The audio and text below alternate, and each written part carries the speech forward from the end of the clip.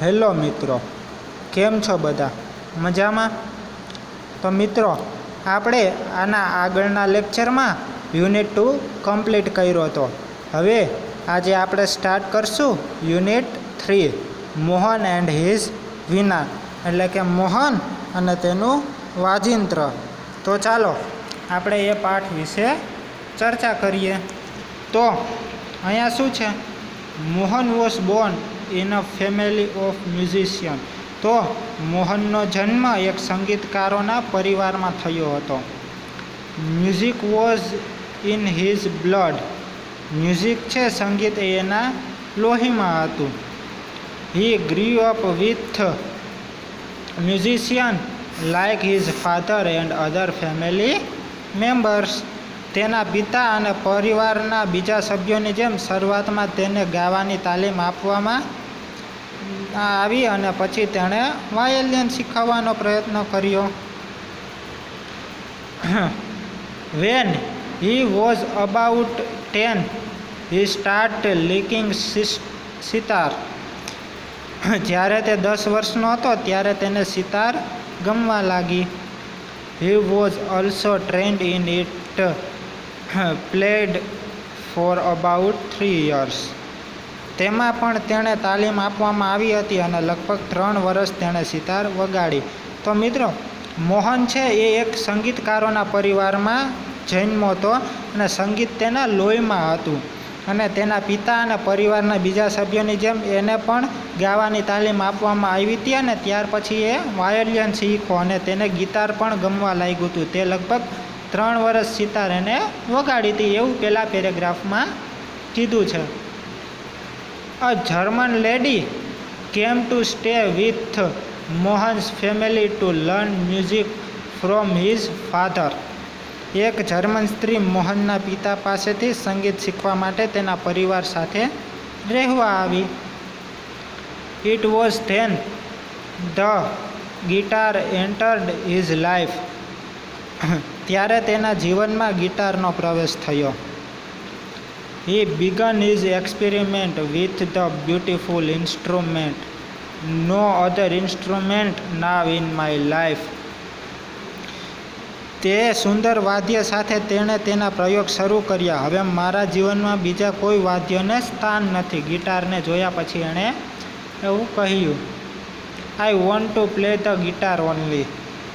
મારે ફક્ત ગિટાર જ વગાડવી છે. Mohan himself guitar took all the time. મારે ફક્ત ગિટાર જ વગાડવી છે, મોહને વિચાર્યું, અને ગિટારે તેનો ખૂબ જ સમય લીધો.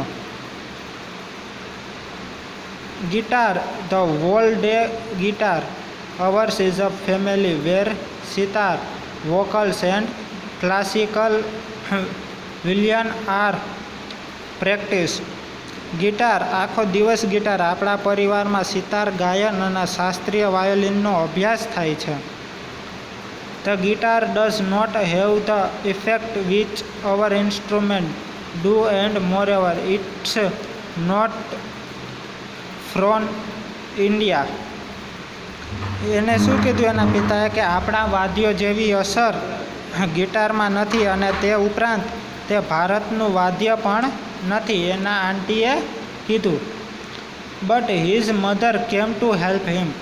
પણ તેના માતાએ તેને મદદ કરી.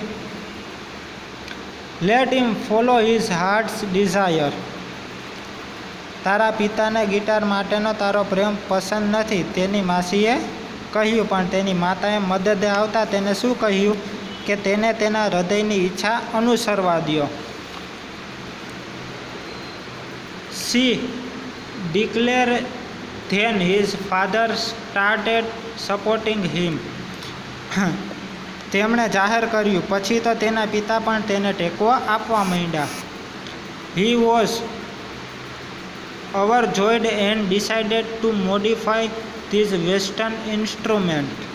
તેણે શું કર્યું કે તે ખૂબ ખુશ થયો અને પશ્ચિમના આ વાદ્યમાં ફેરફાર કરવાનું નક્કી કર્યું. He turned to make it suitable for playing pure Indian classical music. તેણે તેને શુદ્ધ ભારતીય શાસ્ત્રીય સંગીત વગાડવા માટે અનુકૂળતા કરવાનો પ્રયત્ન કર્યો. He spend 2 more years with guitar only. તેણે વધારાના બીજા 2 વર્ષ પણ ગિટાર પર જ ધ્યાન રાખ્યું. One evening there was a gathering of close family friends. હવે એક સાંજે તે તેના નજીકના કુટુંબિક મિત્રને મેળવવાનો હતો. In this small gathering Mohan's brother, sister and nephews who were also performing artists. હવે એ નાના મેળાવડામાં મોહનના ભાઈ બહેન અને તેના ભત્રીજાઓ, જેઓ જાહેરમાં વગાડનારા કલાકાર હતો, play music on their classical instrument. તેમના શાસ્ત્રીય વાદ્યો પર સંગીત વગાડ્યું. There was a great appreciation Mohan to expressed his wish to perform. He played on guitar. તેમના ખૂબ વખાણ થયા. મોહને પણ વગાડવાની ઈચ્છા વ્યક્ત કરી અને તેણે ગિટાર વગાડી.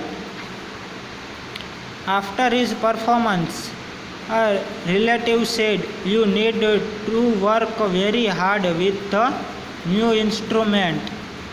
હવે જ્યારે એણે રજૂઆત કરી ત્યારબાદ એક સંબંધીએ કહ્યું કે આ નવા વાદ્ય પર તારે ખૂબ મહેનત કરવાની જરૂર છે. If it were the sitar, you would have been in competition with your brother and sister. બીજા સંબંધીએ કહ્યું કે જો તું સિતાર વગાડતો હોય તો તું તારા ભાઈ અને બહેન સાથે સ્પર્ધામાં હોત. You have already spent 2 years on it, but still this instrument need more. તે આના પર 2 વર્ષ ગાળ્યા, તેમ છતાં આ વાદ્ય પર તારે વધારે મહેનત કરવાની જરૂર છે.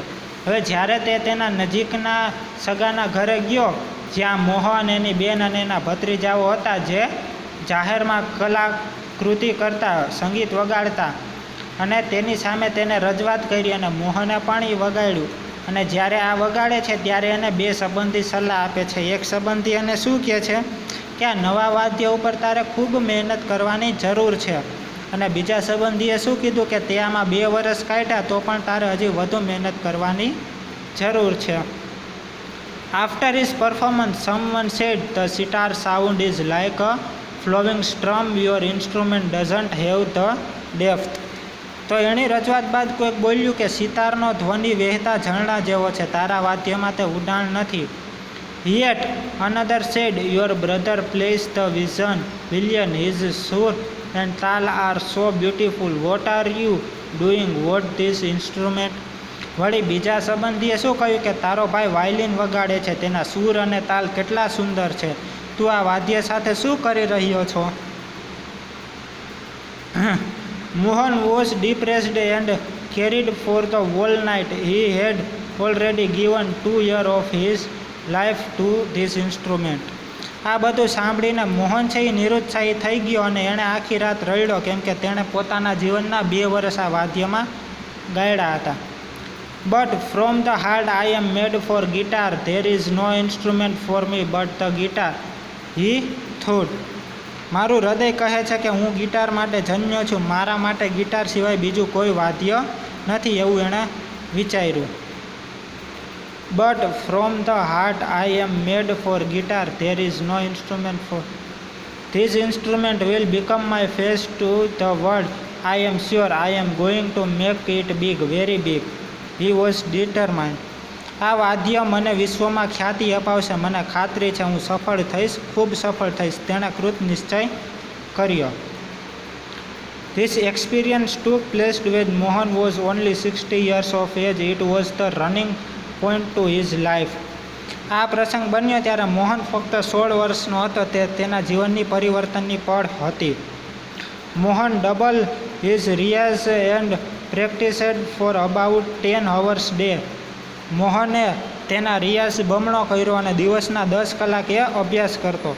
હી also study other spectres of the guitar. He decided to incorporate the speciality.